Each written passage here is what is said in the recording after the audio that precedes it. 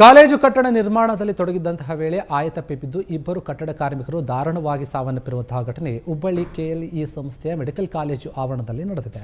Medical ಕಾಲೇಜಿನ 5ನೇ ಮಹಡಿಯಿಂದ ಬಿದ್ದು ಇಬ್ಬರು ಕೂಲಿ ಕಾರ್ಮಿಕರು ಸಾವನ್ನಪ್ಪಿದ್ದಾರೆ. ಕುಂದಗೋಳ ತಾಲೂಕಿನ ಹೊತ್ತಿಗೇರಿ ನಿವಾಸಿಯಾಗಿರುವಂತಹ ಮಲ್ಲೇಶ್ 45 ವರ್ಷ, ಅಣ್ಣಿಗೇರಿ ನಿವಾಸಿಯಾಗಿರುವಂತಹ ಅಕ್ಬರ್ 36 ವರ್ಷ ಮೃತಪಟ್ಟ ಕಾರ್ಮಿಕರಂತ ತಿಳಿದು ಬಂದಿದೆ.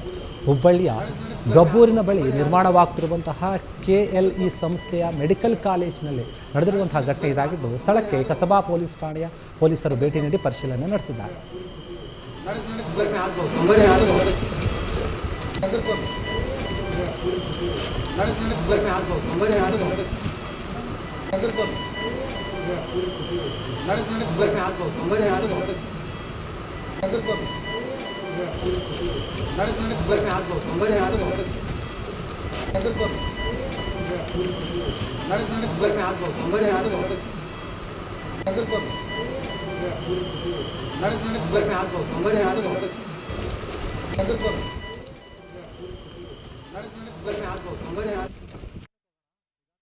ಕ್ಷಣ ಕ್ಷಣದ ಸುದ್ದಿಗಳಿಗಾಗಿ ಫ್ರೀಡಂ ಟಿವಿ ಸಬ್ಸ್ಕ್ರೈಬ್ ಮಾಡಿ, ಲೈಕ್ ಮಾಡಿ ಹಾಗೂ ಫಾಲೋ ಮಾಡಿ.